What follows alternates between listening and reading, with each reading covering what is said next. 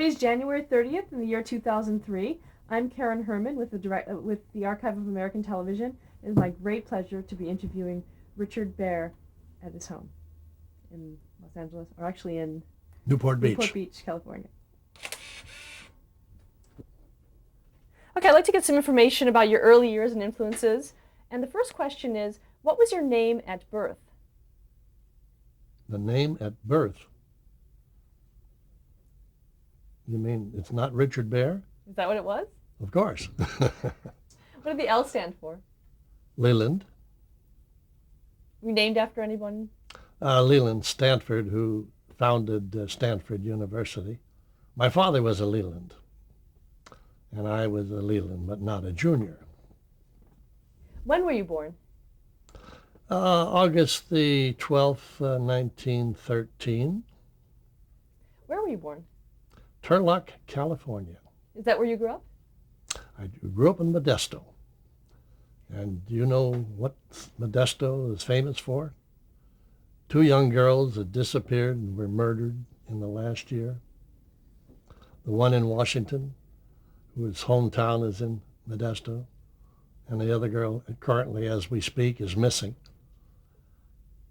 Lacey, I believe her name is. Oh, you're talking about Chandra Levy and Lacey Peterson. That's it. Both of them from Modesto. I lived there for years, and nothing like that ever happened. What was your father's name? George. What did he do? What did he do? He was a rancher. He had about 12 small grape ranches. We had a lovely home in Modesto. He had these ranches, and then the Depression came along, and he lost everything.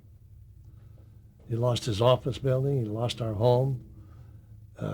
So I really was raised with an affluent family, but by the time I got down to USC, I didn't have any money at all, which I think in a way was good. Was he able to recoup after the Depression? Again? Was he able to recoup after the Depression, your father? Never did. Never did. What was your mother's name? Marjorie? Did she work? She was a school teacher when they got married, but then she gave that up. She was a stay-at-home mother, very big on the golf course. Did you have any brothers or sisters? No, only child. What kind of hobbies did you have growing up? Well, mainly photography, and when I became 15 years old, I got into moving pictures. So that time, that was my hobby, and I was determined to make it my profession. What did you love about moving pictures early on? The magic, the mystery. I was a great movie fan. Would go to every movie I could see, get out of the house to see, and I loved westerns. Tom Mink was my hero. That's it. What high school did you attend? What again? What high school did you attend? Modesto High School, Did you go to college? the University of Southern California. And what did you study there? Film and architecture. I thought at one time I might want to be an architect. Actually, I designed the house we're shooting in right now, but the magic of the film business overcame me, and I gave up trying to get a degree in architecture. Now, before you went to college, did you pursue filmmaking at all? Yes, in Modesto, I made two films. One was called The Lady Higher Up, and the other one was West of the Rio Grande. It's the only Western that was ever made that got its money back in 2 days. We showed it at the high school auditorium. Now, can you talk a little bit about what you did? Did you write them and direct them? Oh, yes, I did. I was a photographer.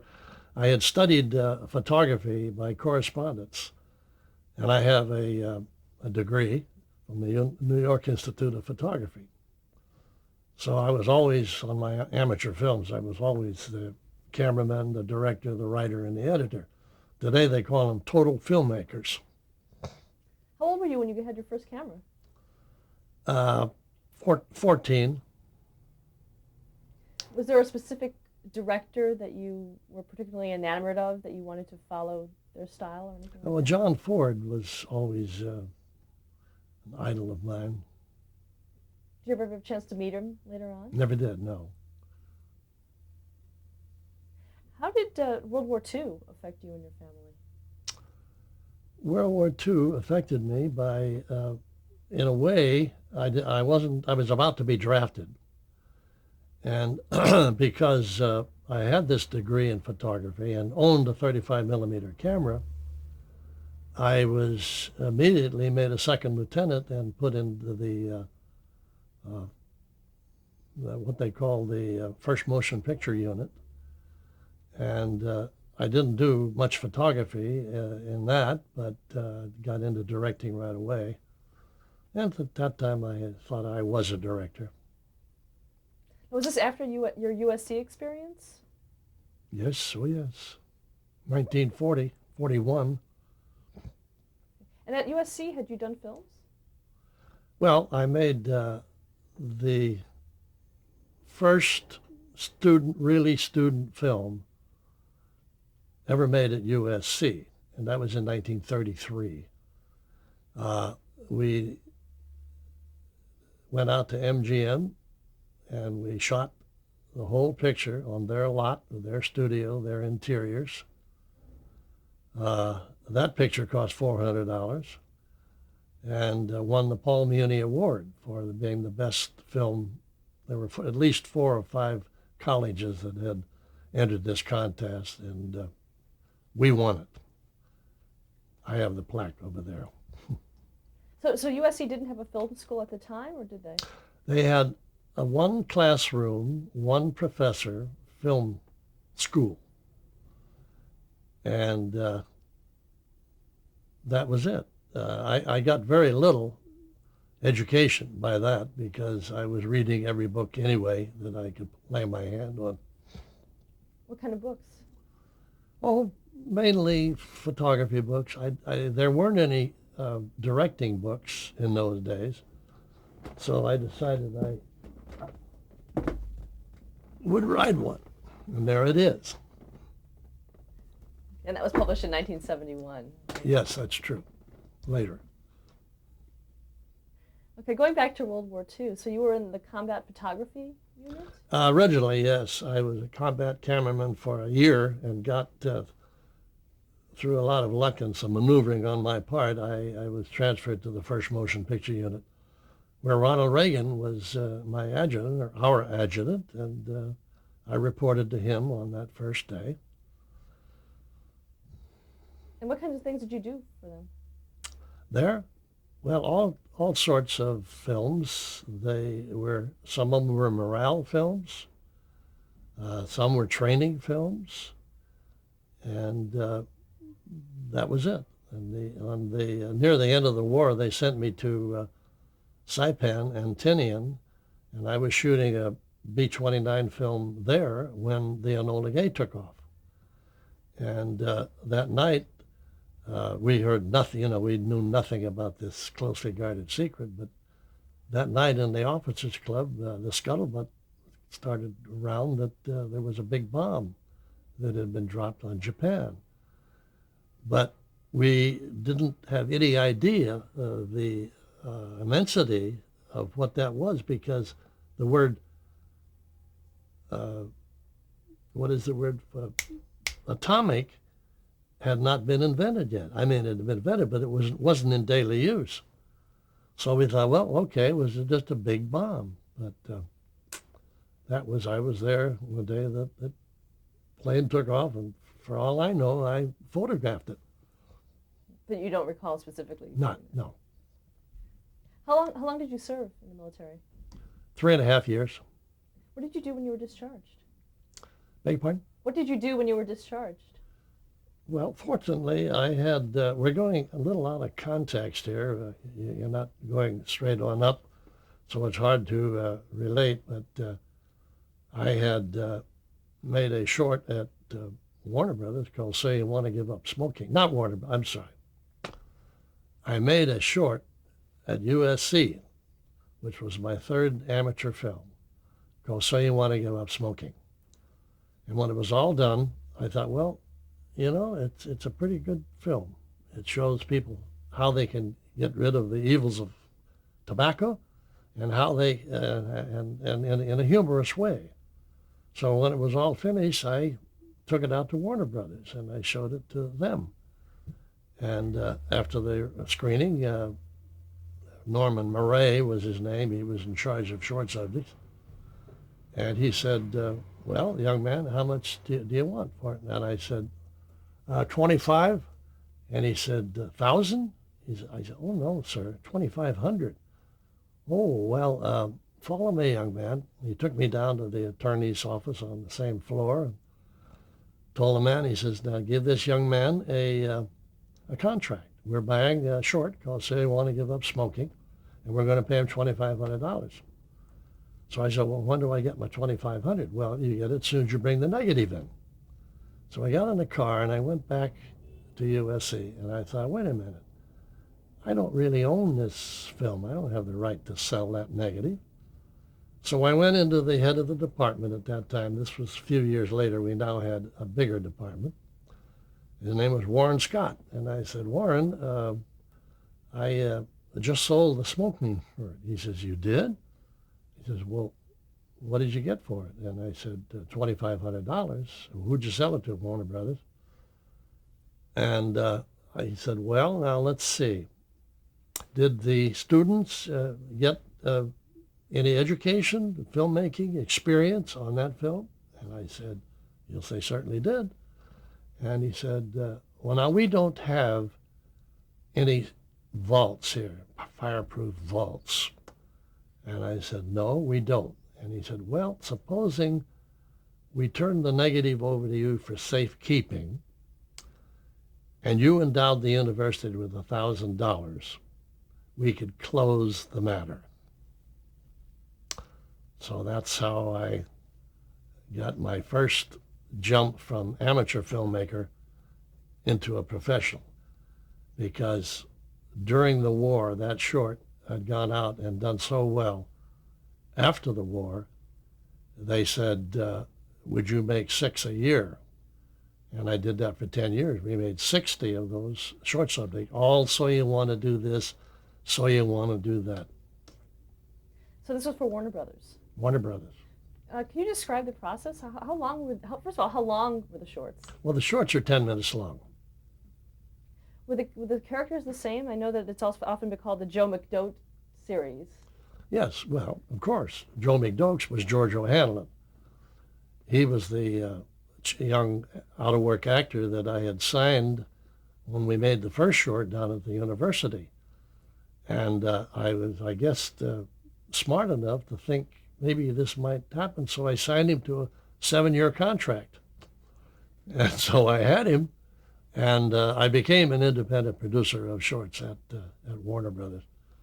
It was called A Negative Pickup. The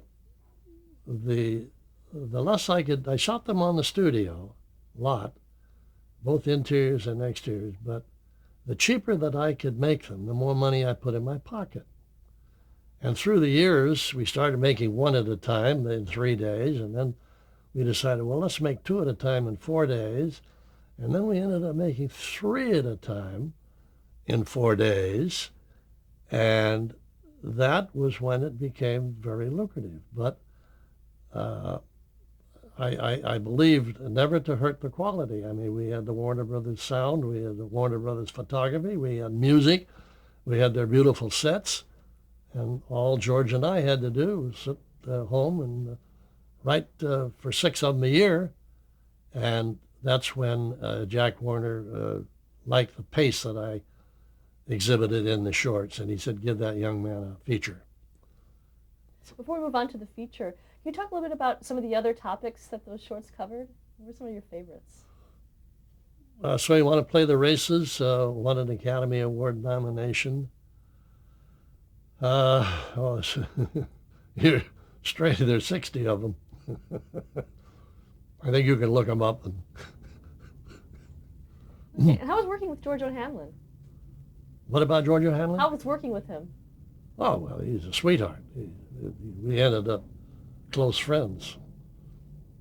And you just mentioned that that led to your first feature contract. What was Yes, that? yes. What was that? Well, it was a 7-year contract.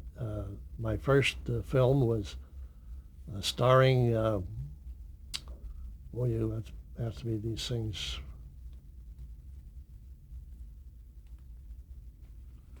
Virginia Mayo had been a big star at Sam Goldwyn Productions, and she left there, and Warner Brothers signed her. So they assigned her on my first feature, which was called Smart Girls Don't Talk. And my second one was called Flaxie Martin, which really took off. And it also starred Virginia Mayo. Now, were you directing those? Oh, yes. Did you also produce or write them? No, no. No, the Strictly features I directing just contract. direct under my director contract. But whenever I wasn't making shorts, they'd find the feature for me. I made 4 of them in the first 2 years. Can you talk about the atmosphere at Warner Brothers at the time? It was marvelous. I was fortunate enough to get in at the tail end of the studio system when the studio had everybody under contract. And we were grateful that we had a home. And they had all the stars under contract, directors. I was the youngest director there under contract. They had writers under contract, producers under contract. So, and we made 70 pictures a year. And it was marvelous. It isn't like it is today where every picture costs $60 million. I remember my pictures cost like 300,000 or 400,000, and the ones that the big ones with Errol Flynn and Betty Davis, they cost $1 million. Of course, we have inflation to think about, but today the studios are not in control, except they give you the money and they release the films, but they really don't help you make it. It's all done independently today. Did you work at all with Jack Warner? Well, you don't work with the boss. But he said a very funny thing to me one day because he knew I had a couple of theaters after I got out of college. And he says, well, to be a success in show business, all you need is 3 theaters and 2 sets of books. What other features did you work on? Beg pardon? What other features did you work on in those 7 years? House Across the Street.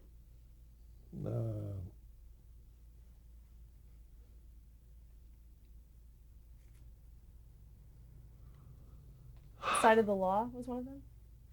You know, if I had advance notice that you were going to ask, I could have a piece of paper here and I'd tell you what I did. Okay, let me tell you one. This Getting side of cumbersome the now. Law was one. Yes, Return of the Frontiersman. yes. That's not telling the audience that what it is. If you want to stop and pick up with, That's okay. Do you remember the first time that you saw television? yes, walking by a hardware store, and there was a TV set in the window, and people were standing out there and they're gawking, looking at television. What was your impression of it when you saw it? Not too much. I was always a man that liked to see my work in a theater. Did you think that you would end up doing a lot of television productions? Never gave it a thought. How did the motion picture industry as a whole feel about television when it started? Well, I can tell you that at Warner's, Jack Warner hated television. And he would not allow us as directors to have in a set, like a living room set. He said, you cannot have a TV set. We're not giving those bastards any free publicity. He was that kind of guy. So the New York office got to him about a year later and said, Mr. Warner, you know, we're dropping the ball here. Fox is in it, Paramount's in it, MGM's in it. They're all in it except Warner Brothers. So the old man, reluctantly said, "All right, let's make some television, but we're not going to make any crap. We're going to make good stories and so on and so forth." So the first project that got off the ground was Cheyenne.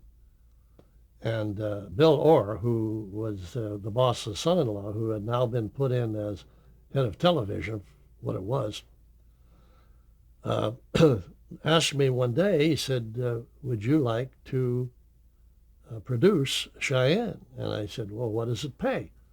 And he says, $500 a week. And I said, "Well, now wait a minute. I'm making $750 under contract as a director." So he said, "Well, doggone it, who can we get?" And I said, "I'll tell you who we can get. A man by the name of Roy Huggins, who is a writer over at Columbia. And he told me the other day he was leaving. So I said, let me call him right now." So right in Bill Orr's office, I called Roy and I said, "Roy, did you tell me you're leaving?" And he says, "Yeah, I'm cleaning out my desk as we speak." So I said, "Could you come over here right after lunch? I want to introduce you to Bill Orr, head of television." He said, "Well, of course." So he came over. I met him outside the door. We went into Bill. I introduced the two of them, and then I left. And the next day, Roy Huggins was my producer on Cheyenne. How had you known Roy?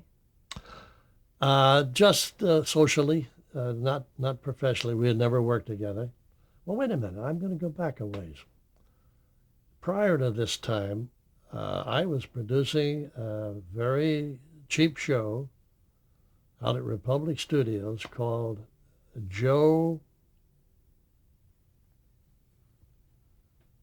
about the boxer. Joe Palooka. It was a cartoon, and they had made a couple of features.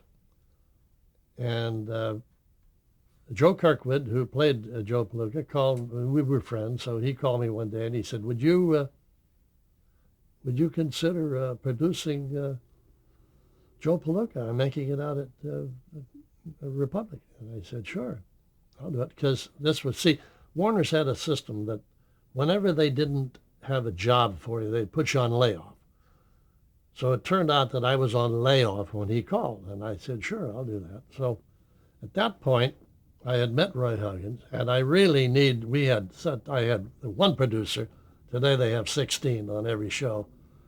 And one producer, one secretary, and I directed half of them. So I was falling behind on development of scripts. So I called my friend Roy Huggins and said, "Roy, would you like to learn a little about television?" He said, "I certainly will," because he was on layoff at Columbia. So he came out, and the two of us together, he did all the scripts, wrote some of them, and was script editor. And then when the series was over, well, he went back, and I went back to Warner's, and he went. That brings us up to where I called him, knowing that he would not let the studio down or me down on this new venture that Warner Brothers went in called Cheyenne. Can you describe the program Cheyenne for someone who's never seen it? Again? Can you describe the program Cheyenne for someone who's never seen it? It was not particularly original. It was the lone drifter who drifted into town, got himself involved in a dramatic situation, and then at the end of the picture, got on a horse and drove away. It was not that original. But what made the show was a young, inexperienced actor by the name of Clint Walker, who was 6'5" and muscular, and with his velvet voice. And it was a hit right from the get-go. I take a little responsibility for making it a hit because I remember one time he was so big, a scene where I had to run and jump on a horse. We took 32 takes. We all ended up falling down laughing to try to get Clint Walker on a horse. Finally, I had to trick it by changing camera angles and doing things like that. to get him on a horse. And once he was on, he was all right. But those were the great old days. I did all of them the first year. And that was when we'd make 30-hour shows in one season. There's also L.Q. Jones, who the first season was his sidekick. Roy Huggins changed the characterization. And with my blessing, we wrote L.Q. Jones out of it. Because Roy, and he was right, he did not want to have a sidekick. And that's all L. Jones was doing. So the next thing I did was, you haven't asked me yet, so I guess I'll just go right into it. I was in a bar one night prior to shooting this first episode of Cheyenne, and the bar was called the Rondeland. It was up on Sunset Boulevard. And I was in there one night, and an actor friend of mine introduced me to Jim Bumgarner, who was a big, tall galoot standing back of me. And I shook hands with him, and it was a Saturday night, and everybody was having fun, so I never had any words with him. But the next day, Bill Orr, head of television, called us all in and said, we need new faces. Jack Warner wants new faces in his television. So I said, well, I found a new face last night. Well, what's his name? And I said, I'll be damned if I know. So I called the next day, said, well, find out who it is and get him in here. So the next day I called the bartender and I said, remember that guy standing back of me? Like, yeah, that's Jim Bumgarner. All right. Can you tell him to come on out here? He said, yeah, he comes in every night, so I'm sure he'll come in. Well, he didn't come in the first night, and he didn't come in the second night. Meantime, I kept calling the bartender and saying, have you seen him? No, I haven't seen him. On the eve of 4 o'clock in the afternoon, on the eve of our going on location, the next day, on this first episode of Cheyenne, the phone rings, and Jim Bumgarner calls and says, Mr. Bear, I understand you're looking for me. And I said, yeah. I said, can you get out here? He says, I'll be there in 20 minutes. So out he came, and we read him, and he wasn't that good. So being the first picture, Bill Orr had to okay all of the parts. And we had one part left. It was a part of a young lieutenant whose job was to ride in, speak his lines, and then ride on out again. So Bill wanted to read with him. He liked his looks, so we read with Bill. Finally, the reading was over, and Bill said, so we went outside in the hall. And he says, I don't know. I says, maybe we can do better. I said, Bill, look, it's 6 o'clock in the night, in the evening. It's 6 o'clock in the evening. It's 6 o'clock in the morning. I got to go on location, and I want to know who's going to play this part. Well, he said, well, if you think you can get a performance out of it. And I said, I'll guarantee it. I'll get you a performance out of it. All right. So that's how this fella got in this first show. Now, the next day when the dailies came in, Jack Warner wanted to see everything, how Cheyenne was going along. And all of the Clint Walker stuff was good. He said, well, I think we've got a star there. And he said, who's that fella that just rode in on the horse? So Bill Orr says, well, that's Jim Bumgarner. So Jack Warner says, well, take the bum out and give him a 7-year contract. And that's how he became Jim Garner. Let's stop there to change the tape.